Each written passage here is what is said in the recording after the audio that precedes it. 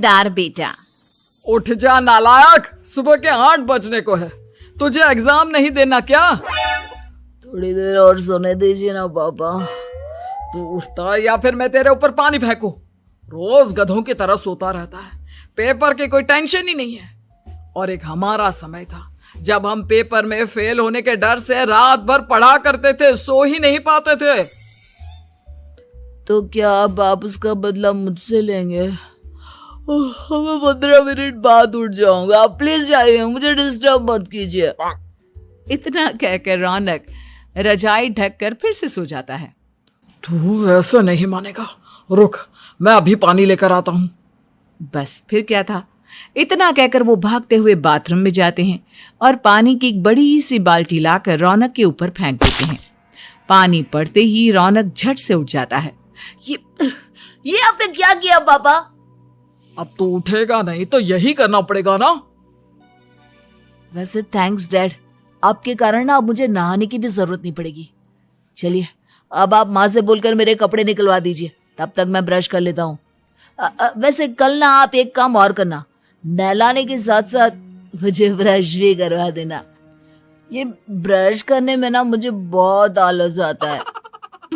रौनक की बातों से अरविंद का मुंह खुला का खुला रह जाता है। वो अपनी पत्नी कमला के पास जाता है और रौनक की हरकतों के बारे में बताता है, जिसे सुन उसकी पत्नी हंसने लगती है। तुम अपने बेटे को समझाने के बजाय हंस रही हो।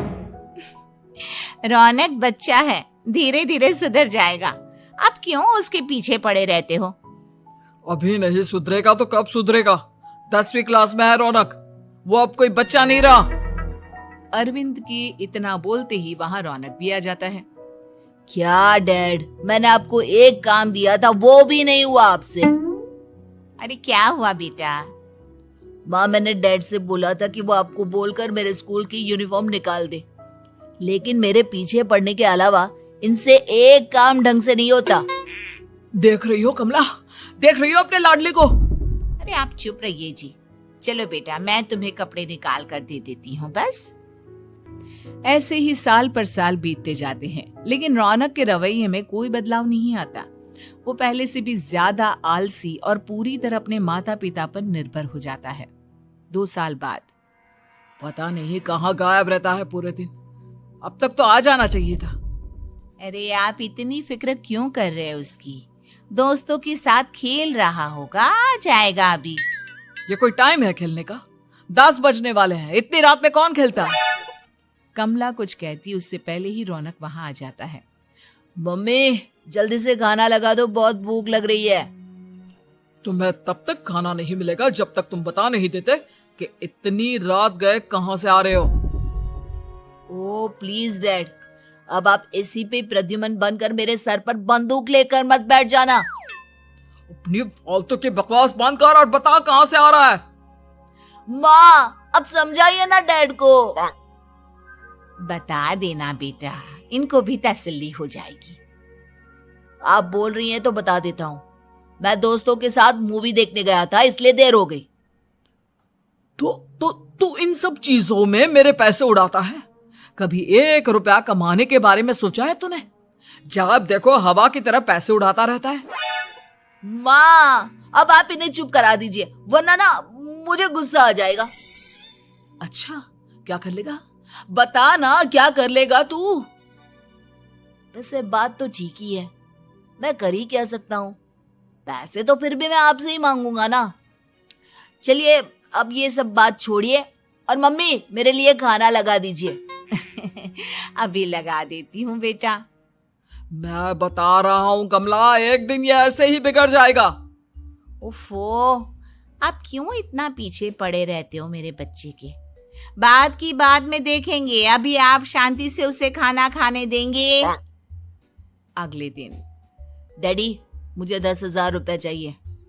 हाँ? अब इतने पैसे क्यों चाहिए तुझे? डैड आप बिना सवाल किए कभी पैसे नहीं दे सकते क्या?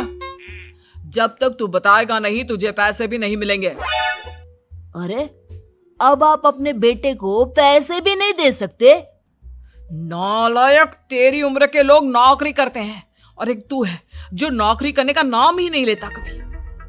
आप लोगों के होते हुए भला मैं नौकरी क्यों करूं? अरे हम कब तक पैसे देंगे तुझे? तुझे भी तो अपने पैरों पर खड़ा होना होगा ना।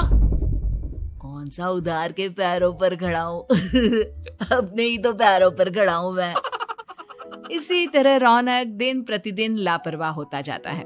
उसकी लापरवाही को देखते हुए अरविंद और कमला अपने बेटे की शादी कराने का फैसला लेते हैं और 1 महीने के अंदर अंदर ही रौनक की शादी मेघा नाम की लड़की से करा देते हैं। शादी के कुछ दिन बाद, रौनक, मुझे एक अच्छी सी साड़ी चाहिए, आप ला दोगे ना? हाँ, क्यों नहीं। कितने तक की आती है साड़ी? यही करीब 5,000 तक की। तुम चिंता मत करो, मैं आज ही डैडी से पैसे मांगकर तुम्हारे लिए साड़ी ले आऊंगा। आप कब तक ऐसे ही अपने पापा से पैसे मांगते रहेंगी? कोई अच्छी सी नौकरी क्यों नहीं कर लेते आप? अरे डैड के होते हुए मुझे नौकरी करने की जरूरत ही क्या है? पर आप ऐसे कब तक उनसे पैसे मांगते रहेंगे? कुछ आपको अपने दम पर भी तो करना होगा ना। अब तुम भी बाकी लोगों की तरह मुझे ज्ञान देना शुरू मत कर देना। साड़ी चाहिए ना तुम्हें, मिल जाएगी बस। इतना कहकर रौनक अपने पिता से पैसे मांगने चला जाता है। डैडी, मुझे 5,000 रुपया चाहिए। अब 5,000 क्यों चाहिए तुझे? वो मेघा को साड़ी चाहिए थी। अरविंद आगे बिना कुछ कहे चुपचाप उसे पैसे निकाल कर दे देता है।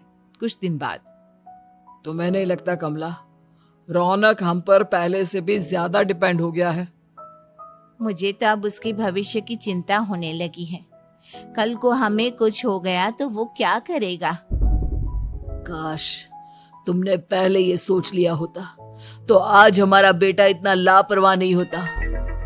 तब मुझे कहाँ पता था कि मेरा लाड प्यार उसे इतना बिगाड़ देगा कि वो इस हद तक लापरवाह बन जाएगा। कोई बात नहीं, अभी भी देर नहीं हुई। मुझे पता है उसे कैसे सुधारा